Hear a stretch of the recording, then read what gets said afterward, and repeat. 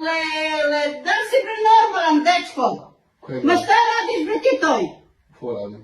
Lele, sad ću ti zovem dedu i tatka i majku da vide kako... Nije dođe ostane. Znači nas u nebu kuću i ti će si praviš vam kakav si hoćeš. Može pučeš. Ma to je gospodin Vučajan, ne. Zorane, zovi Dragana i taj mi dođite vam da vidite gospodin šta radi.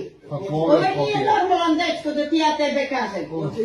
Ja vidim brat otvorena sijalica, rekao neki... Ovo trajko. Da si me ti čitave, Pa banjam se ko. Direktor. Tako da me doći normalno, ali se ti progiraš, kostaj. Kod banjam se U ko. krevet, kude spavamo se ga, što se može? Ja tu vidio da je meko ubao. Tu si normalno. Ne, još to direktno. Kaj je to i banano? Lele, da vidiš ko je... Seboj. Ma to si ti...